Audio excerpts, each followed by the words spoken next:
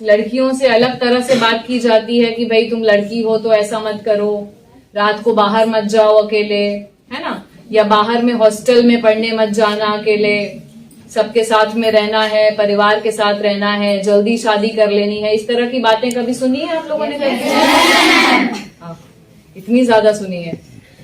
तो ये सभी चीजें जो हैं, ये कहीं ना कहीं जो बेटियों की प्रगति है, लड़कियों की जो प्रगति है, प्रोग्रेस है, आगे बढ़ने की इच्छा है, उन सभी को दबाने का काम करती हैं। बहुत सारी हमारे बीच में ऐसी बच्चियां होती हैं जो पढ़ना चाहती हैं, आगे स्कूल में, कॉलेज में कुछ बनना चाहती हैं, लेकिन कई बार उनके घर की परिस्थितियां ऐसी होती हैं या उनके आसपास में जो लोग हैं उनकी मानसिकता ऐसी होती है, उनकी सोच ऐसी होती है कि पढ़ाने की आवश्यकता नहीं है, जरूरत नहीं है, कि अब बस बहुत पढ़ ली, अब 12th कर ली, 10th कर ली, अब घर पे बैठो, अब तो शादी ही करनी है, अब आगे क्या करना है पढ़ के, है ना। तो इस तरह की सोच से कई बार बहुत सी लड़कियां जिनमें बहुत टैलेंट होता है, जैसे आप लोगों ने भी कहा कि बहुत कुछ बनना चाहती हैं, बट वो टैलेंट जो होता है वो दब के रह जाता है। इसी टैलेंट को ना दबने दिया जाए, इसके लिए जो सरकार है, गवर्नमेंट है, प्रशासन है, हम लोग सब ये प्रयास करते हैं कि ज्यादा से ज्यादा बच्चियां आगे आए, जिस फील्ड में, जिस क्षेत्र में वो काम करना चाहती हैं उसमें काम करने की उनको फ्रीडम मिले, पढ़ाई में उनको ऐसा माहौल मिले, या वो जिस क्षेत्र में खेल में जाना चाहती हैं, गायन में, नृत्य में, हर जगह उनको एक ऐसा माहौल मिले, खुला हुआ माहौल मिले, जिसमें कि वो फ्रीली अपने आप को एक्सप्रेस कर सकें, अपना काम बेहतर ढंग से कर सकें, आगे बढ़ने में उनको सबकी मदद मिले, समाज की मदद मिले। तो इसीलिए बेटी बचाओ बेटी पढ़ाओ योजना की शुरुआत की गई है। सबसे पहला इसमें आप लोगों ने ये भी कई जगह पे सुना होगा कि जो इन्होंने अभी बताया कि लिंगानुपात कम होता है। लिंगानुपात क्या होता है, कोई बताएगा? बताइए। पुरुषों की अपेक्षा महिलाओं की जनसंख्या कम है। हाँ, तो जो हमारा रेशियो है कि हमारे कितने लड़के हैं और कितनी लड़कियां हैं, ये रेशियो इंग्लिश में पढ़े हैं, सॉरी मैथ्स में पढ़े होंगे ना, अनुपात। हाँ, वही वाला अनुपात है ये। तो मान लीजिए कहीं पर हमारे 1000 लोगों में 800 ही लड़कियां हैं, कहीं कहीं पर 750 ही लड़कियां हैं। तो ये कम क्यों हो रही हैं? भाई भगवान ने तो नहीं किया कि भाई इतनी ही लड़कियां बनेंगी उतना ही लड़का बनेगा।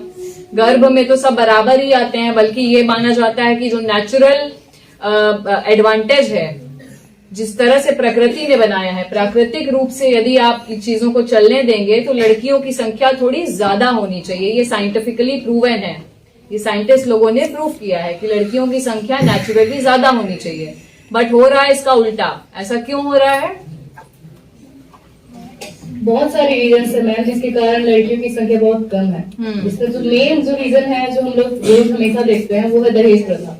जो मेन रीजन है, जो पेट में रहते हैं उनको, हम लोग गांव में रहते हैं, ये सुनने को मिलता है कि अगर बच्ची हुई तो इसका दहेज कौन देगा।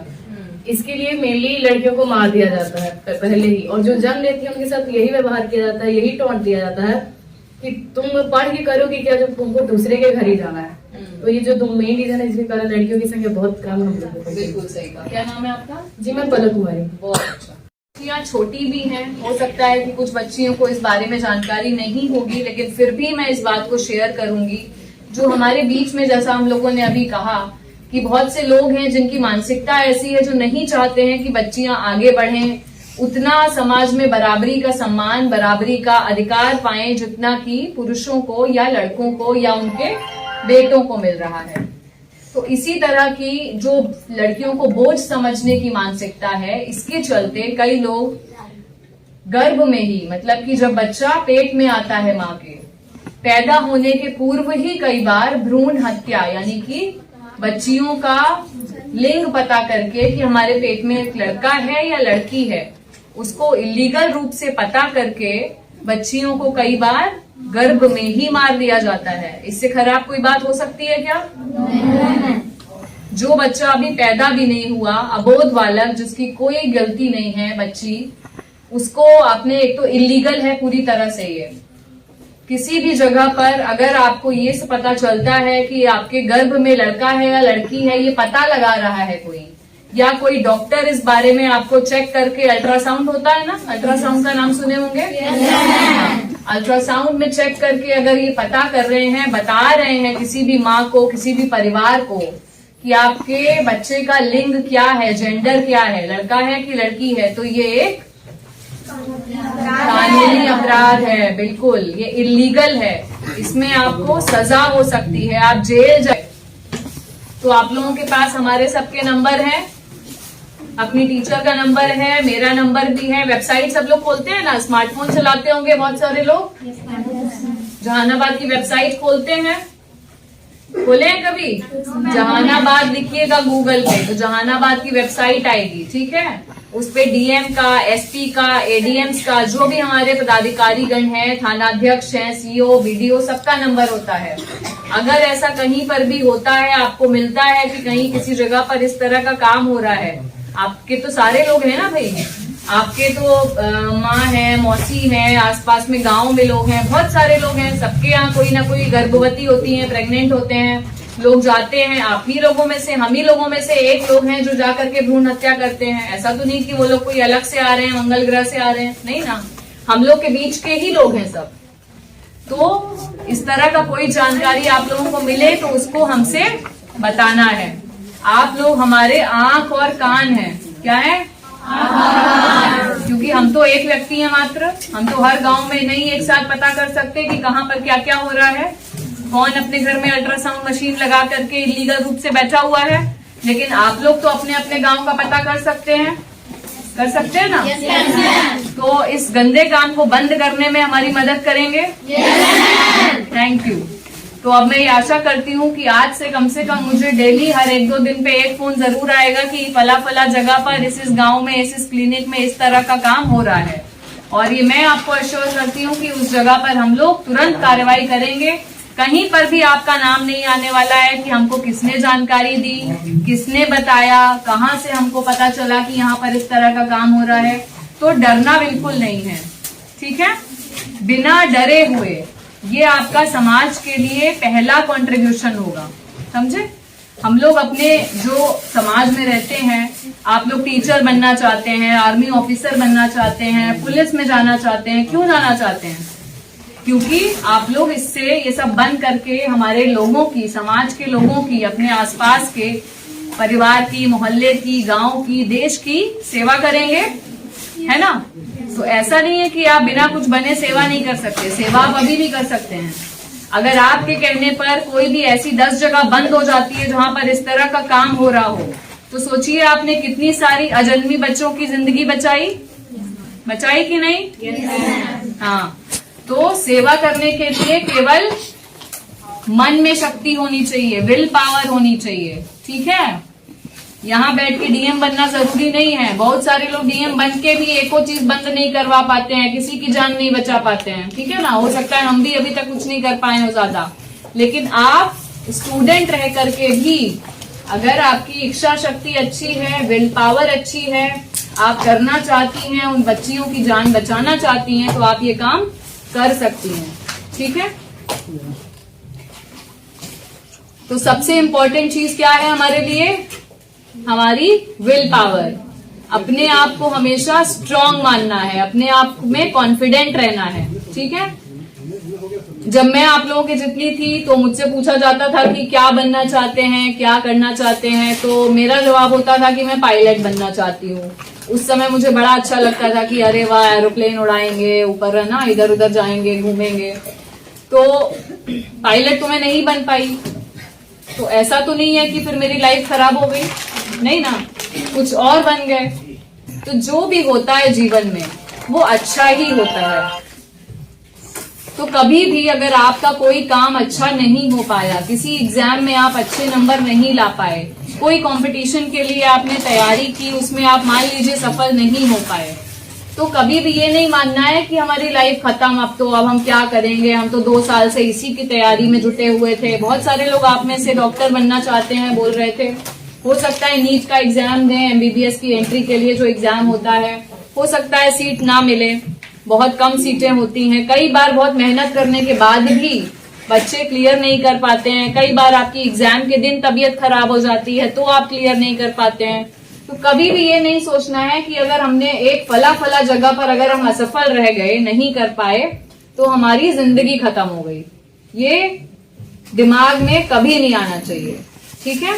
हमेशा पॉजिटिव सोचना है। वो सुने होंगे कि एक दरवाजा बंद होता है तो दो और खुल जाते हैं। ये बात केवल कहने की नहीं है, ये बिल्कुल सही बात है, ठीक है। हम भी जब आप लोगों के जितने थे 11th-12th में पढ़ाई करते थे, मेरा भी आईआईटी में सिलेक्शन नहीं हो पाया था। मैंने भी 2 साल आईआईटी के लिए तैयारी करी, ठीक है। मेरी 5000 से ज्यादा रैंक आई, हमको बीटेक नहीं मिला आईआईटी में, तो हम भी बहुत दुखी हुए, बहुत दिनों तक रोए गाए कि अरे आईआईटी नहीं जा पाए, आईआईटी नहीं जा पाए। फिर उसके बाद जो दूसरा, उसके बाद एनआईटी एक कॉलेज होता है, सुने होंगे कई लोग, है ना। जेई मेन से उसमें अभी एडमिशन होता है, एनआईटी में पढ़ने गए। एनआईटी में भी पढ़ाई करने के बाद अच्छी अच्छी कंपनीज वहां पर भी प्लेसमेंट के लिए आती हैं, अच्छी जगह पर नौकरी लगती है। तो जिस जगह पर भी आप हैं वहां पर आपको टॉप पे रहना है। ये नहीं सोचना है कि हम अच्छे कॉलेज में हैं कि खराब कॉलेज में हैं, समझ गए। अगर आप अच्छे कॉलेज में हैं, अच्छे कॉलेज में रह के आईआईटी में चली जाती, फिर मैं पढ़ना बंद कर देती और वहां पर मैं फेल होने लगती, तो क्या मेरा करियर बनता अच्छा? नहीं ना। लेकिन खराब कॉलेज में या थोड़े से कम अच्छे कॉलेज में, खराब तो नहीं कहेंगे, थोड़े से कम अच्छे कॉलेज में भी अगर हम लोग टॉप पे हैं तो हमारा करियर सब जगह बनेगा, हमारा फ्यूचर अच्छा होगा। तो किसी भी सिचुएशन में मेहनत करना बंद नहीं करना है। जहां पर भी आप हैं, जहां भी आपको कल को एडमिशन मिला, आप ए में नहीं जा पाए, बी में जा पाए, बी में नहीं जा पाए, सी में जा पाए, जहां पर भी आप गए उस जगह पे आपको पूरी मेहनत करनी है और वहां से आपको क्या बेस्ट अपॉर्चुनिटी मिल सकती है उसके बारे में हमेशा सोचना चाहिए, ठीक है। पॉजिटिव सोचना है हमेशा लाइफ में, कभी भी नेगेटिव नहीं सोचना है। कभी ये नहीं सोचना है कि अरे अब तो हमारी लाइफ बर्बाद हो गई, अब तो क्या करेंगे, नहीं करेंगे, ठीक है। लाइफ बहुत लंबी होती है। आप बहुत सारे आप देखेंगे कि बड़े बड़े बिजनेस जो लोगों ने खोले हैं, वो जो आपका क्या है, केएफसी का नाम सुने हैं आप लोग? केएफसी का नाम सुने हैं ना। पूरी दुनिया भर में उसकी दुकानें हैं, बर्गर मिलता है, चिकन विकन का क्या सुने होंगे ना। केएफसी का जो जिन्होंने उसको नींव रखा था, शुरू किया था, 50 वर्ष से ऊपर की उम्र के बाद शुरू किया था। आप समझ सकते हैं, मतलब हम लोग तो 50 वर्ष में बुढ़ापा मान लेते हैं कि अब तो बुढ़ापा आ गया, अब तो क्या ही करेंगे। और उन्होंने उसके बाद इतना बड़ा बिजनेस शुरू किया जो आज पूरी दुनिया में इतना नाम कमा रहा है। और सिर्फ यही नहीं, ऐसे बहुत सारे एग्जाम्पल आपको मिल जाएंगे, ठीक है। तो अपनी कंडीशन को कभी भी सोच करके हताश नहीं होना है, निराश नहीं होना है, ठीक है। समझ गए। हमेशा आगे बढ़ना है। कोई भी अगर आपको लगे कि कोई नेगेटिव पॉइंट आ गया तो क्या बोलिएगा। हरिवंश राय बच्चन की एक कविता है, जो बीत गई सो बात गई। जीवन में एक सितारा था, माना वह बेहद प्यारा था, पर टूट गया तो टूट गया। सुन रहे हैं। अंबर के आनंद को देखो, कितने इसके तारे टूटे, कितने इसके प्यारे छूटे। क्या अंबर शोक मनाता है, जो बीत गई सो बात गई। जो अच्छा है, जो अच्छा हम जिस सिचुएशन में जो बेस्ट कर सकते हैं, हमेशा वो सोचना है, उसी डायरेक्शन में काम करना है, ठीक है। और जब आप इस तरीके से काम करेंगे, मेहनत से काम करेंगे, दृढ़ इच्छा शक्ति से, विल पावर को स्ट्रांग रख करके, कभी भी ये नहीं कि अरे हम गरीब हैं तो हमारे पास कोचिंग के पैसे नहीं हैं तो हम कैसे आगे बढ़ेंगे, हमसे और बहुत अच्छे अच्छे बच्चे हैं जो दिल्ली मुंबई में कोचिंग कर रहे हैं, वो लोग का सिलेक्शन होगा, हमारा कैसे होगा, ये सब नहीं सोचना है। आज के टाइम पे इंटरनेट की दुनिया है। जो टीचर दिल्ली मुंबई में पढ़ा रहे हैं वही पढ़ाई आपको यहाँ भी मिल सकती है, नहीं भी मिल सकती है। बहुत सारे हजारों ऐसे बच्चे हैं जो बिना कोचिंग के एग्जाम्स क्लियर कर रहे हैं, ठीक है। मैंने भी अपना यूपीएससी का एग्जाम, सभी लोग तो दिल्ली में तैयारी करने जाते हैं 99%, मैंने दिल्ली से तैयारी नहीं की थी। मैं बैंगलोर में जॉब कर रही थी, बैंगलोर से ही मैंने तैयारी की थी और कोचिंग भी मैंने ऑनलाइन ही की थी, ठीक है। कभी भी ये नहीं सोचना है कि अगर हमारे पास कोई रिसोर्सेस की कमी है, कोई संसाधन की कमी है, हम गरीब हैं या हमारे गांव में कोई चीज सुविधा उपलब्ध नहीं है तो हमारा सिलेक्शन नहीं हो पाएगा, हम आगे नहीं बढ़ पाएंगे। इसका सबसे बड़ा एग्जाम्पल क्या है, डॉक्टर एपीजे अब्दुल कलाम। ये किताब आपको आज दी जा रही है। हाँ, इस किताब को घर जाके पढ़िएगा। मैंने ये किताब पूरी पढ़ी है जब मैं शायद 7वीं या 8वीं कक्षा में थी, तब मैंने ये किताब पढ़ी थी। इससे मैं इतना इंस्पायर हुई थी कि फिर उसके बाद में मुझे कभी भी अगर ताकत की आवश्यकता पड़ती थी कि मुझे कमजोर महसूस हो रहा है किसी भी चीज के लिए, इस किताब के बारे में आप सोचिए, इस किताब के कुछ पन्ने उठा करके फिर से पढ़ लीजिए। इतने ज्यादा हम्बल बैकग्राउंड से, इतनी ज्यादा गरीबी वाले परिवार से कह सकते हैं डॉक्टर एपीजे अब्दुल कलाम निकले और वो मिसाइल मैन बने देश के, केवल अपने टैलेंट और मेहनत के कारण। ठीक है, उनके पास और कोई बहुत सपोर्ट नहीं था, केवल अपने टैलेंट पे भरोसा रखना है, अपनी मेहनत पे भरोसा रखना है और आप जरूर अपने जीवन में सफल होंगे। इस बात पे एकदम दृढ़ रहना है। एक जगह सफल नहीं हो पाए तो दूसरी जगह सफल होंगे। ठीक है, सफलता की कोई डेफिनेशन नहीं होती है, समझ गए ना।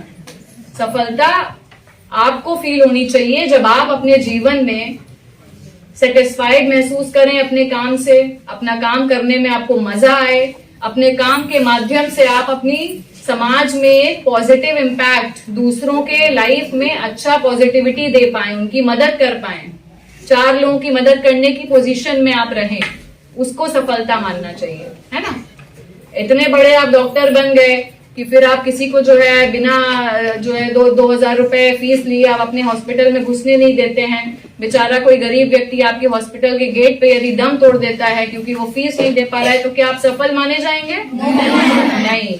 तो सफलता का मायने तभी है जब आपके अंदर दया हो, आपके अंदर एक अच्छा इंसान बनने की काबिलियत हो, एक अच्छा इंसान बनने की विल पावर हो। ठीक है, सबसे पहले हमें दूसरों के बारे में अपनी मानवीयता रखनी है, ह्यूमैनिटी रखनी है, अच्छा सोचना है, पॉजिटिव सोचना है, तो अपने आप आपके साथ भी पॉजिटिव ही होगा। ठीक है।